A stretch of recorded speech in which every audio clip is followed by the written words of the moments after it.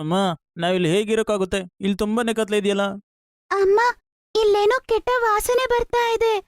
ಪರವಾಗಿಲ್ಲ ಮಗಳೇ, ಇವತ್ತು ಒಂದು ದಿನ ಮಾತ್ರನೇ. ಅಂದ್ರೆ ಇದರರ್ಥ ನಾವು ಇವತ್ತಿಗೂ ಇಲ್ಲೇ ಇರ್ಬೇಕಾ? ಮತ್ತೆ ನಾಳೆ ಬೇರೆ ಕಡೆ ಹೋಗ್ತೀವಾ? ಹೌದಾ? ನಾಳೆ ಹೊಸ ಮನೆಗೆ ಹೋಗ್ತಿದೀವಾ? ಅಪ್ಪ ಹೇಳಿ ಅಪ್ಪ. ಹಂಗಂತ ಅವಳು ಕೇಳಿರೋ ಪ್ರಶ್ನೆಗೆ ಅವ್ರ ಅಪ್ಪ ಅಮ್ಮ ಹತ್ರ ಯಾವೊಂದು ಜವಾಬು ಇರ್ಲಿಲ್ಲ. ಇದೇ ಕ್ವೆಶ್ಚನ್ ಅನ್ನು ಅವ್ರ ಮಕ್ಕಳು ಮತ್ತೆ ಮತ್ತೆ ಕೇಳ್ತಿರೋದ್ರಿಂದ ಕೊನೆಗೆ ಅವ್ರಮ್ಮ ಕೋಪದಿಂದ ಹೀಗಂತ ಹೇಳ್ತಾಳೆ. ನೋಡಿ ಮಕ್ಕಳೇ, ಹೊಸ ಮನೆಗೆ ಹೋಗ್ತಿಲ್ಲ, ಎಲ್ಲೂ ಹೋಗ್ತಿಲ್ಲ. ಅಲ್ಲಿಗೆ ಹೋಗ್ಬೇಕಂದ್ರೆ ತುಂಬಾ ಜಾಸ್ತಿ ದುಡ್ಡು ಬೇಕು, ನಮ್ಮ ಹತ್ರ ದುಡ್ಡಿಲ್ಲ. ಆದ್ರಿಂದ ಇವಾಗ ಹೋಗಿ ಇಬ್ರು ಮಲ್ಕೊಳ್ಳಿ. ಅದ್ರಮ್ಮ, ನೀವೇ ತಾನೇ ಈಗ ಹೇಳಿದ್ದು ಕೇವಲ ಇವತ್ತು ಮಾತ್ರ ಅಂತ. ನಾನೇನ್ ಹೇಳಕ್ ಬಂದೆ ಅಂದ್ರೆ ಇವತ್ತು ನಿನ್ಗಿಲ್ಲಿರಕ್ಕೆ ಕಷ್ಟ ಆಗತ್ತೆ, ನಾಳೆಯಿಂದ ಅದು ಅಭ್ಯಾಸ ಆಗ್ಬಿಡುತ್ತ ಅಂತ. ಈ ಕತ್ತಲು ಮತ್ತೆ ಈ ಕೆಟ್ಟ ವಾಸನೆ ನಿಮ್ಗೆ ಅಭ್ಯಾಸ ಆಗ್ಬಿಡುತ್ತೆ. ಹಂಗಂತ ಹೇಳ್ತಾ ಹೇಳ್ತಾ ಅವಳ ಕಣ್ಣಲ್ಲಿ ನೀರ್ ಬಂದ್ಬಿಡುತ್ತೆ. ಅವಳ ಕಷ್ಟ ಆ ಮಕ್ಕಳು ಅರ್ಥ ಮಾಡ್ಕೊಂಡ್ರೇನು. ಅದ್ರಿಂದ ಅದ್ರ ನಂತರ ಆ ಮಕ್ಕಳು ಅದ್ರ ಬಗ್ಗೆ ಕೇಳಿಲ್ಲ. ಅವರಿಬ್ರು ಮಲ್ಕೊಂಡ್ ನಿದ್ದೆ ಮಾಡ್ಬಿಡ್ತಾರೆ. ಏನೇನು ಯೋಚನೆ ಮಾಡ್ಕೊಂಡ್ ಬಂದಿಲ್ಲ ಈ ಪಟ್ಟಣಕ್ಕೆ. ಆದ್ರೆ ಇವತ್ತು ಏನಾಯ್ತು ನೋಡು. ಈಗ ಆಗ್ಬೇಕಾಗಿರೋದು ಆಯ್ತು. ಅದ್ರ ಬಗ್ಗೆ ಯೋಚನೆ ಮಾಡಿ ಏನ್ ಪ್ರಯೋಜನ ಹೇಳಿ? ಹೋಗಿ ಮಲ್ಕೊಳ್ಳೋಣ ಬನ್ನಿ.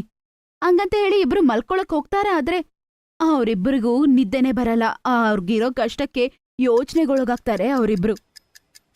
ಕಾಂಜಿ ಸೇಠ್, ಏನಾದ್ರೂ ದಯಪಾಲಿಸಿ. ನನ್ನ ಚಿಕ್ಕ ಚಿಕ್ಕ ಮಕ್ಕಳು ಇವ್ರನ್ನೆಲ್ಲ ತಗೊಂಡು ನಾನು ಎಲ್ಲೋಗ್ಲಿ? ಅರೆ, ನನ್ಗೇನು ಗೊತ್ತು ಎಲ್ಲೋಗ್ಲಿ ಅಂತ. ಅದು ನಿನ್ನ ಇಷ್ಟ. ಹೊರಗಾಕಾದ್ರೂ ಹೋಗೋ, ಇಲ್ಲ ನರ್ಕಕ್ಕಾದ್ರೂ ಹೋಗು.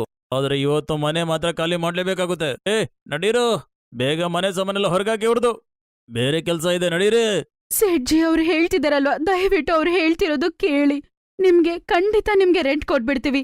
ನೀವಿಷ್ಟು ಧನವಂತರಾಗಿದ್ದು ನಮ್ ಹೊಟ್ಟೆ ಮೇಲೆ ಯಾಕೆ ಕೊಡಿತಿದ್ದೀರಾ ನೀವು? ನಿಮ್ಮಂತವ್ರ ಮೇಲೆ ಕರುಣೆ ತೋರಿಸ್ತಾ ಇದ್ರೆ ನಿಮ್ಮಂತೇನೆ ನಾನು ಆಗ್ಬಿಡ್ತೀನಿ. ಮತ್ತೆ ಬಿಕಾರಿ ಆಗೋಕೆ ನನ್ಗೇನ್ ಶೋಕೆ ಇಲ್ವಾ, ಗೊತ್ತಾಯ್ತಾ? ಇವ್ರು ಕಾಂಜಿ ಸೇಠ್. ಇವ್ರ ಮಿಲ್ಲಲ್ಲಿ ಸೂರಜ್ ಕೆಲ್ಸ ಮಾಡ್ತಿದ್ರು. ಅವ್ರಿಗೆ ಅಕಸ್ಮಾತ್ತಾಗಿ ಒಂದು ಕಾಲು ಒಟ್ಟೋಗ್ಬಿಡುತ್ತೆ. ಅದ್ರಿಂದ ಅವ್ರ ಕೈಲಿ ಕೆಲ್ಸ ಚೆನ್ನಾಗ್ ಮಾಡಕ್ಕಾಗೋದಿಲ್ಲ. ಸೇಠ್ ಕಣ್ಣಲ್ಲಿ ಇವ್ನ್ ಬಿದ್ಬಿಡ್ತಾನೆ. ಅದು ಮಾತ್ರ ಅಲ್ದೆ ಸೇಠ್ ಮನೆಯಲ್ಲೇ ಬೇರೆ ಅವನು ರೆಂಟ್ಗಿರ್ತಾನೆ. ಆದ್ರಿಂದ ಹೆಂಗಾದ್ರೂ ಅವನ್ನ ಕೆಲ್ಸದಿಂದ ತೆಗೆದು ಬಿಡ್ಬೇಕು. ಅದು ಮಾತ್ರ ಅಲ್ದೆ ಮನೆಯಿಂದಾನೇ ಅವನ್ನ ಕಲ್ಸ್ಬಿಡ್ಬೇಕು ಅಂತ ಅವನು ಡಿಸೈಡ್ ಆಗ್ಬಿಟ್ಟಿರ್ತಾನೆ. ಯಾಕಂದ್ರೆ ಅವನೇನ್ ಅನ್ಕೋತಿರ್ತಾನಂದ್ರೆ ಅವನ್ಗೆ ಬೇರೆ ಯಾವ ಕೆಲ್ಸನೂ ಇಲ್ಲ, ಅವನು ರೆಂಟ್ ಕೊಡೋದಿಲ್ಲ, ಅವ್ನ್ ವೇಸ್ಟ್ ಅಂತ ಇವನ್ ಅನ್ಕೋತಾನೆ. ಶೇಠ್ಜಿ, ನೀವು ಮಾಡ್ತಾ ಇರೋದು ಸ್ವಲ್ಪನೂ ಸರಿಯಿಲ್ಲ. ನನ್ನ ಪರಿಸ್ಥಿತಿ ಏನಂತ ಗೊತ್ತಿದ್ದು ನೀವು ನಮ್ಮನ್ನ ಮನೆಯಿಂದ ಹೊರಗಾಗ್ತಾ ಇದ್ದೀರಾ. ನಿಜವಾಗ್ಲೂ ದೊಡ್ಡ ವ್ಯಕ್ತಿನೇ ನೀವು. ದೊಡ್ಡ ವ್ಯಕ್ತಿನೇ ನಾನು. ಮತ್ಯಾವಾಗ ನನ್ನ ಗುಣದ ಬಗ್ಗೆ ನಿನಗೆ ಗೊತ್ತಾಯ್ತಲ್ಲ, ನಡಿಯಲೆಯಿಂದ ಮತ್ತೆ ನಿನ್ನ ಮುಖ ಯಾವತ್ತು ತೋರಿಸ್ಬೇಡ. ಇಲ್ಲಿವರೆಗೂ ನನ್ನ ಹಣ ನಿನಗೆ ಕೊಡಕ್ಕಾಗಲ್ವೋ, ಬರಬೇಡ. ಸೂರಜ್ ಮತ್ತೆ ಅವರ ಕುಟುಂಬದವ್ರನ್ನ ಮನೆಯಿಂದ ಆಚೆ ಕಳಿಸ್ಬಿಟ್ಟು ಸೇಠ್ ಅಲ್ಲಿಂದ ಹೊಟ್ಟೋಗ್ಬಿಡ್ತಾರೆ. ಅವ್ರ ಮನೆಯಲ್ಲಿ ಅವ್ರತ್ರ ಏನು ಜಾಸ್ತಿ ವಸ್ತುಗಳಿದ್ದಿಲ್ಲ, ಅವ್ರತ್ರ ಇದ್ದಿದ್ದೇ ಸ್ವಲ್ಪ. ಅದನ್ನೇ ಎತ್ಕೊಂಡು ಅವರು ಅಲ್ಲಿಂದ ಹೊಟ್ಟೋಗ್ತಾರೆ. ರೋಡಲ್ಲಿ ನಡ್ಕೊಂಡು ಹೋಗ್ತಾರೆ. ಮಕ್ಕಳು ಬೇರೆ ರೋಡಲ್ಲಿ ನಡೀತಿರ್ತಾರೆ. ತುಂಬಾನೇ ಬಿಸಿಲು. ಅವ್ರು ಯಾವಾಗ್ಲೂ ಅನ್ಕೊಂಡೇ ಇರ್ಲಿಲ್ಲ ಒಂದು ಗಟರ್ ಕೆಳಗಡೆ ಅವರು ಇಬ್ರು ಇರ್ಬೇಕಾಗತ್ತಂತ. ಆ ಮಕ್ಕಳನ್ನ ಬೇರೆ ಇಟ್ಕೊಂಡು ಸಾಯಂಕಾಲ ಬೇರೆ ಆಗತ್ತೆ, ಅವ್ರ ಕೈಯಲ್ಲಿ ನಡಿಯಕ್ಕಾಗಲ್ಲ. ಕೊನೆಗೆ ಅವ್ರು ಅನ್ಕೊಂಡಿರುವ ಆ ಗಟರ್ ಹತ್ರನೇ ಹೋಗ್ತಾರೆ. ಒಂದಿನ ಈ ತರ ಗಟರ್ ಕೆಳಗಡೆ ಇರ್ಬೇಕಾಗ್ ಬರತ್ತ ಅನ್ಕೊಂಡೇ ಇಲ್ಲ ರೀ. ಈ ಜಾಗ ಏನೋ ಅಷ್ಟು ಮೋಸವಾಗಿಲ್ಲ. ಈ ಜಾಗನೇ ನಾನು ಕ್ಲೀನ್ ಮಾಡ್ಬಿಡ್ತೀನಿ ರೀ. ಒಂದ್ ಕಡೆ ಮಣ್ಣಿನಿಂದ ನಾವು ಒಳೆ ಮಾಡ್ಬಿಡಣ, ಇನ್ನೊಂದ್ ಕಡೆ ನಾವು ಮಲ್ಕೊಂಬೋದು ಅಷ್ಟೇ. ಇನ್ಮೇಲೆ ಏನ್ ಕಷ್ಟ ಇರಲ್ಲ ಬಿಡಿ. ಇಲ್ಲ ನಿಧಿ, ಇವತ್ತಿಲ್ಲ ಅಂದ್ರೆ ನಾಳೆ ಕಷ್ಟ ಆಗೇ ಆಗುತ್ತೆ. ನಾವು ಈ ಜಾಗವನ್ನು ಬಿಟ್ಟು ಹೋಗ್ಬೇಕಾಗುತ್ತೆ. ಯಾಕಂಗ್ ಹೇಳ್ತಿದ್ದೀರಾ? ಇದು ಗೌರ್ಮೆಂಟ್ ದೇ ಅಲ್ವಾ? ಅವ್ರಿಗೇನ್ ಗೊತ್ತಾಗತ್ ನಾವೇ ಇಲ್ಲಿದೀವಂತ? ಅವ್ರೇನು ನಮ್ಮನ್ನ ಬಂದು ಕಳ್ಸಲ್ಲ ಬಿಡಿ. ಸ್ವತಃ ನಾವೇ ಹೋಗ್ಬೇಕಾಗುತ್ತೆ. ಒಂದ್ ವೇಳೆ ಒಣಗಿರುವಂತ ಮೋರಲ್ಲಿ ಮತ್ತೆ ನೀರು ತುಂಬ್ಕೊಂಡ್ಬಿಟ್ರೆ ಆಗ ಮತ್ತೆ ನಾವು ಇಲ್ಲಿಂದ ಹೋಗ್ಬೇಕಾಗುತ್ತೆ. ಹಾಗಾಗಿ ಈ ಜಾಗ ಒಳ್ಳೇದಲ್ಲ. ಆದ್ರೆ ಯಾವಾಗ್ಲೂ ಆ ರೀತಿ ಇರೋದಿಲ್ವಲ್ಲ. ನೋಡಿ, ಆ ವಿಷಯ ಆಮೇಲೆ ನೋಡ್ಕೊಳ್ಳೋಣ.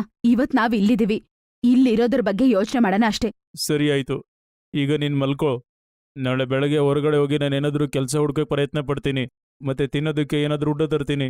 ನಿನ್ ಮಕ್ಕಳ ಜೊತೆ ಇಟ್ಕೊಂಡು ಇಲ್ಲೇ ನೋಡ್ಕೊಂಡಿರೋ ಅಲ್ಲಿವರೆಗೂ, ಸರಿನಾ? ಇದೇ ರೀತಿ ಅವರು ಆ ಗಟರ್ ಕೆಳಗಡೆನೆ ಅವರ ಜೀವನವನ್ನು ಸಾಗಿಸ್ತಾರೆ. ಮಕ್ಕಳಿಗಂತೂ ಆಟಾಡ್ಕೊಳಕ್ಕೆ ಜಾಗ ಇರುತ್ತೆ.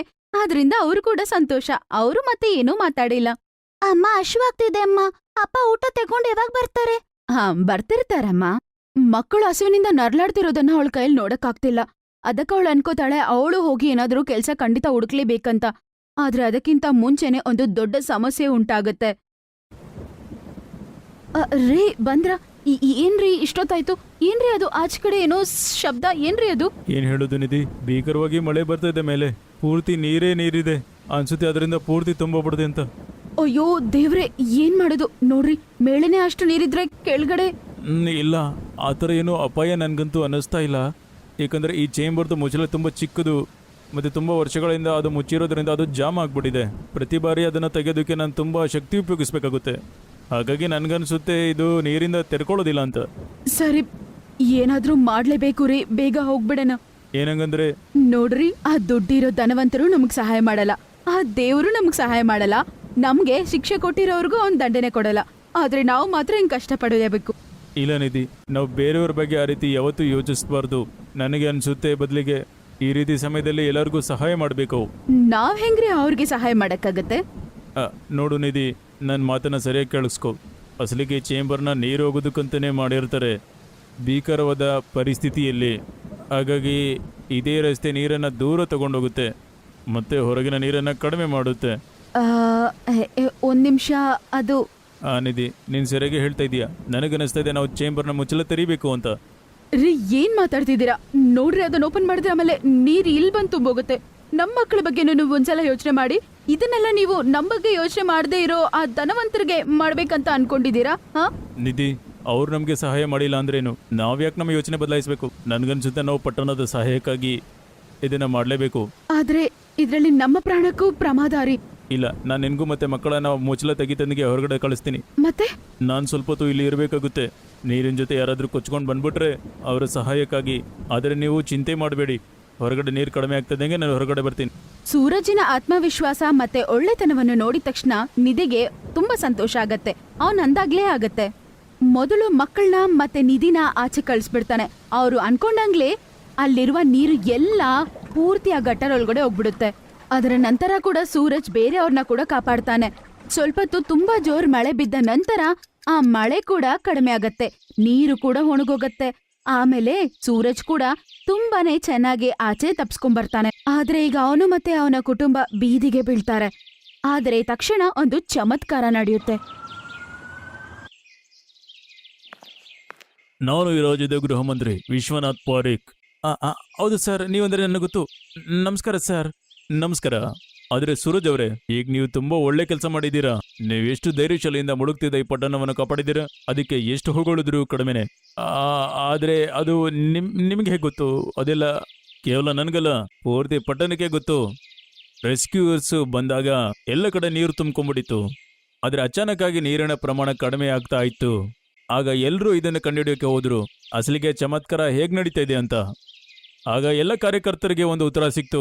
ಆ CCTV ಕ್ಯಾಮ್ರಾ ಫುಟೇಜಸ್ಸಿಂದ ಆ ಚೇಂಬರ್ ಒಳಗಡೆ ಮತ್ತೆ ಹೊರಗಡೆ ಹಾಕಿತ್ತಲ್ಲ, ಅಲ್ಲಿ ಅದರೊಳಗಡೆ ನೀವಿದ್ರಿ. ನೀವಿ ಪಟ್ಟಣದ ಹೀರೋ. ಆದರೆ ಒಂದು ಮಾತನ್ನ ಹೇಳಿ, ನೀವು ಆ ಚೇಂಬರ್ ಒಳಗಡೆ ಏನ್ ಮಾಡ್ತಿದ್ರಿ? ಆಮೇಲೆ ಸೂರಜ್ ಎಲ್ಲ ವಿಷಯವನ್ನು ಮಂತ್ರಿ ಅವ್ರಿಗೆ ತಿಳಿಸ್ತಾನೆ. ಅದ್ಭುತ. ಈ ಪಟ್ಟಣ ನಿನಗೆ ಏನೆಲ್ಲ ಮಾಡಿದೆ, ಆದರೂ ಸಹ ನೀನ್ ಮಾಡಿರುವಂಥ ಸಹಾಯ ಅದು ನಿಜವಾಗ್ಲೂ ಮೆಚ್ಕೋಬೇಕಂತದ್ದೆ. ಆದರೆ ಈಗ ನಾವು ನಮ್ಮ ಪಟ್ಟಣ ಮಾಡಿರೋ ಅವಮಾನವನ್ನ ಒಪ್ಕೊಳ್ತೀವಿ. ನಡೀರಿ ಸೂರಜ್ ಅವರೇ, ನೀವು ನಮ್ಮ ಜೊತೆ ಬನ್ನಿ. ಆದರೆ ಎಲ್ಲಿ ಸರ್? ನಿಮ್ಮ ಹೊಸ ಸರ್ಕಾರದ ಮನೆಗೆ ಹೋಗಿ ಸ್ವಲ್ಪ ವಿಶ್ರಾಂತಿ ತಗೊಳ್ಳಿ. ಯಾಕಂದರೆ ನಾಳೆಯಿಂದ ನೀವು ಕೆಲಸಕ್ಕೂ ಸಹ ಹೋಗಬೇಕು. ಅಣ್ಣ, ಸರ್ಕಾರಿ ಕೆಲಸ ಸಿಕ್ಕಿದೆ ನಿಮಗೆ. ನಾಳೆಯಿಂದ ನೀವು ನಮ್ಮ ವಿಭಾಗದಲ್ಲಿ ಕೆಲಸ ಮಾಡ್ತೀರಾ. ಈಗ ಎಲ್ಲ ಬದಲಾಗ್ಬಿಡ್ತು. ಸೂರಜ್ ಬೀದಿಗೂ ಬಿದ್ದಿಲ್ಲ, ಅವನ ಕುಟುಂಬನೂ ಈಗ ಬೀದಿಗೆ ಬಿದ್ದಿಲ್ಲ. ಸೇಟ್ ಹತ್ರ ಇದ್ದ ಎಲ್ಲಾ ಸಂಪತ್ತನ್ನು ಬಂದ ಮಳೆ ತಗೊಂಡು ಹೋಗ್ಬಿಡುತ್ತೆ. ಈಗ ಅವನು ತಲೆ ಹಿಡ್ಕೊಂಡು ಕೂತಿರ್ತಾನೆ.